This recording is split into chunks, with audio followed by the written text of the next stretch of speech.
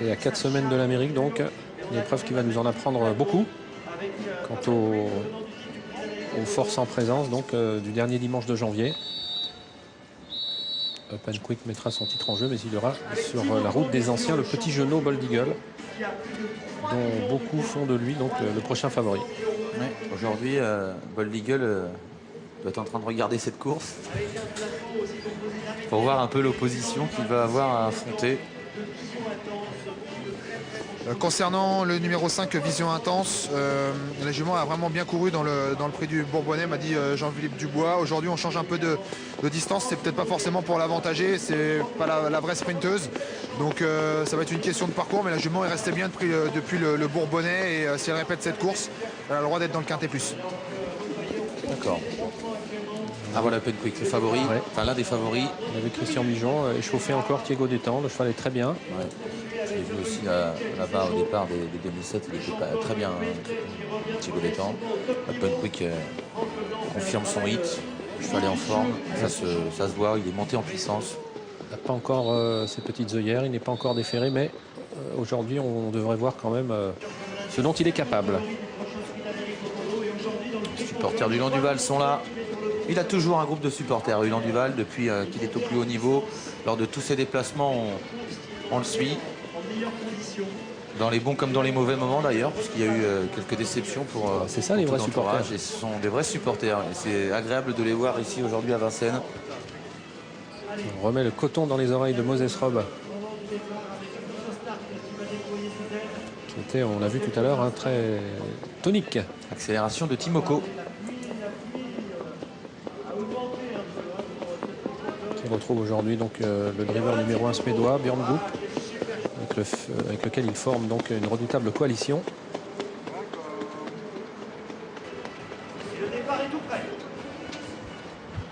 Björn Goop qui, en Timoko, a trouvé le cheval parfait, hein, quasiment.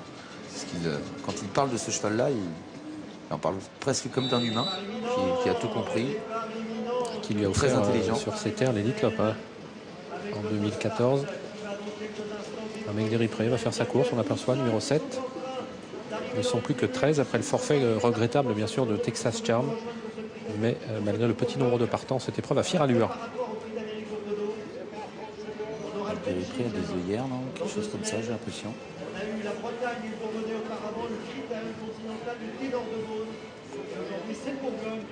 Un mec d'Eripré qui est associé à Roberto Andreghetti, qui sera très certainement son pilote dans le Prix d'Amérique. Oui, Oriane Kihlström pour Lionel, normalement. Voilà. Franquin qui va regarder en spectateur attentif, hein, lui qui présentera dans la belle Hakim du Cap-Vert. Regarde quelques-uns de ses adversaires. Il a préféré courir la semaine dernière.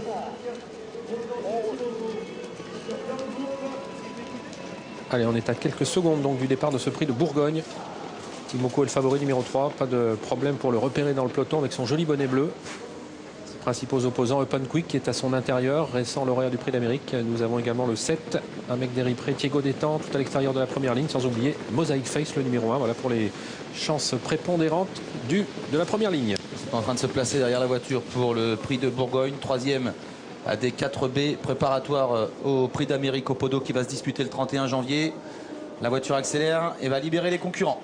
Attention au départ donc de ce prix de Bourgogne version 2016. Voilà l'autostart qui accélère et qui libère les concurrents. Un mec d'Eripré qui colle aux ailes et qui est très bien parti avec Timoko, avec Univers de Pan, avec Mosaic Face. Il va y avoir une belle bataille pour savoir qui va s'installer au commandement. Viking de Val, comme l'an dernier, se montre fautif dans les premiers mètres.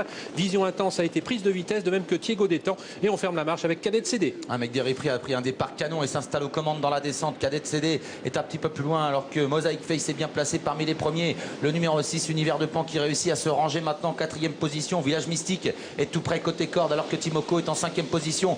Devant encore Amiral Sacha qui se rapproche en épaisseur. Pour l'instant le numéro 2 Openquick patiente à mi-peloton devant Moses Robb avec un peu plus loin Ulan Duval, Cadet CD, Thiago Détang et en dernière position le numéro 5 Vision Intense. Et on passe le poteau des 1500 derniers mètres. On est descendu sur le pied de 6,5 avec Mosaic Face qui a pris donc la direction des opérations, qui a relayé un mec d'Eripré avec Univers de Pan qui reste pour l'instant en 4e position. Timoko qui se retrouve maintenant né au vent et qui va tenter de progresser progresser. Il est en train de le faire alors qu'on va désormais beaucoup moins vite. On en a profité pour se placer également avec Amiral Sacha, le numéro 12, qui est venu intégrer le groupe de tête. C'est Thiego Détang qui ferme la marche avec Cadet CD. Début de la montée avec toujours Mosaic Face qui a l'avantage. Dans son sillage, un mec d'Eri près, Timoko qui est à hauteur des premiers. Voilà, Upnquick qui passe à l'attaque, le numéro 2, Upnquick qui vient fort maintenant en troisième épaisseur pour s'installer parmi les premiers, alors qu'Amiral Sacha patiente en cinquième position. À la corde sur une troisième ligne, il y a Village Mystique qui patiente. Ulan Duval tente de revenir à l'extérieur alors qu'Univers de Pan est pour l'instant un petit peu bloqué tes cordes. Upnquick qui prend le meilleur maintenant derrière le petit bois qui accélère. Et une course qui tient toutes ses promesses avec Upnquick, dernier lauréat du Prix d'Amérique qui a l'avantage. Mosaic Face qui est dans son sillage avec Upnquick qui avec à l'extérieur, pardon, Timoko qui reste au nez au vent. Ulan Duval tente de se rapprocher maintenant en troisième épaisseur. Il y parvient, il est à pratiquement hauteur des chevaux de tête. Mosaic Face reste en troisième position côté corde. Précédente encore un mec d'Eri près sur une troisième ligne le long de la corde. On se dirige vers les 500 derniers mètres. Upnquick à l'avantage, le gagnant du dernier Prix d'Amérique. À sa hauteur, il y a Timoko, Ulan Duval en dehors. Alas, Mosaic Face tout près. Amiral Sacha est au centre en quatrième position. Devant encore un mec d'Eri près qui est ligoté à la corde. Moses Rob qui va tenter de revenir d'assez loin avec le numéro 13 également Cadet CD. Peloton qui reste extrêmement groupé à la sortie du tournant final avec Upnquick qui a toujours l'avantage. Timoko vient facilement maintenant à son extérieur en troisième position. Mosaic Face, Ulan Duval qui reste maintenant troisième à l'extérieur. Le numéro 12 Amiral Sacha est bien placé. Moses Rob qui tente de progresser tout à l'extérieur. Début de la ligne droite finale avec Upnquick qui a l'avantage mais qui est débordé maintenant par Timoko. Timoko qui file vers la victoire peut-être avec Amiral Sacha qui se défend bien. Mosaic Face semble battu. On termine fort tout à l'extérieur avec Moses Rob le numéro 11. Le numéro 3 Timoko qui va s'imposer dans cette compétition pour la deuxième place. Amiral Sacha qui va tenter de résister jusqu'au bout au numéro 11 Moses Rob qui prendra peut-être la deuxième place. À voir ensuite entre Univers du Pan, Upnquick et également côté corde un mec d'Eri près le numéro 7. Victoire de Timoko, c'était le favori de la course, le champion de Richard Westering qui remporte le Prix de Bourgogne. Björn Goop qui lève le doigt au ciel au passage du poteau. Il s'impose très facilement. La deuxième place est plus disputée. Amiral Sacha sans doute le numéro 12 pour sa rentrée, excellent. Devant le numéro 11 Moses Rob. Ensuite c'est le numéro 6 Univers de Pan. Et peut-être Upnquick le numéro 2. C'est très serré pour les places.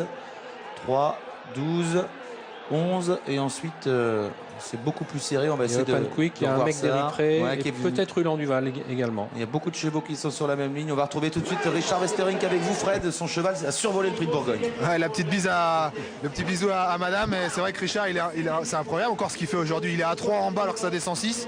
En dehors de Upnquick, il gagne, il s'envole.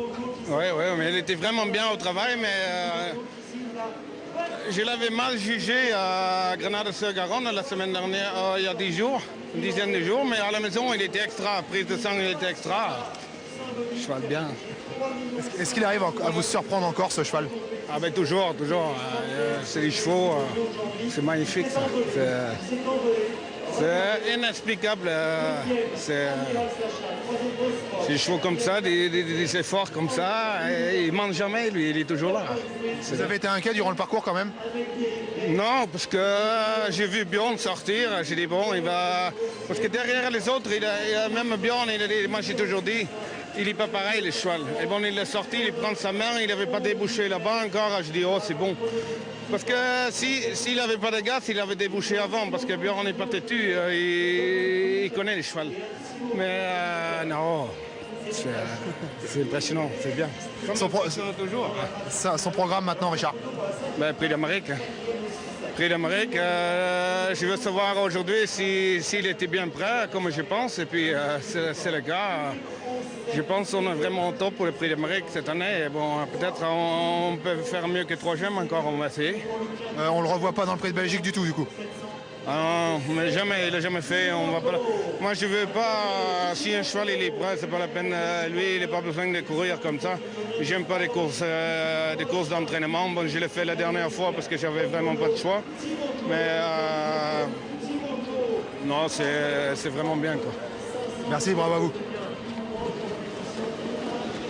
Formidable cheval Timoko qui aujourd'hui survole le Prix de Bourgogne. Olivier, on pouvait s'attendre à voir Timoko gagner ce Prix de Bourgogne, mais vous avez vu la distance qu'il y a à l'arrivée? C'est on s'est retrouvé, comme le rappelait Fred dans l'interview, se retrouver nez au vent en 3e épaisseur. Il pointe les oreilles à l'arrivée. Ouais. C'est incroyable de voir un tel cheval qui a gagné. On le connaît depuis je ne sais pas combien d'années. On est toujours étonné de ce qu'il réalise. Allez, Richard Westering. L'équipe gagnante et Timoko sera à l'heure, hein, c'est confirmé pour le Prix d'Amérique le 31 janvier. Je vous signale quand même que c'est bien le numéro 2 Upnquick qui est 5e. Ouais, on a fait une course pour voir où il en était, pour lui ouvrir les poumons. avec cette grosse accélération pour lui, pour venir prendre la tête. Alors on nous signale qu'il y a une enquête sur le 11, Ouais. Moses Rob, arrivé Enquête sur 3e. Moses Rob arrivé 3e, alors que le 6e c'est le numéro 7. Notez-le si jamais il y avait du changement dans cette arrivée. Une 11-7 pour le chrono de Timoko, la réduction kilométrique finale. Excellente course d'Amiral Sacha. On aura le temps évidemment de débriefer toute cette course, Olivier, mais Amiral Sacha fait quand même quelque chose de formidable. Ouais. Voilà Moses Rob qui est au centre d'une enquête. Regardez ses allures, faites-vous votre idée.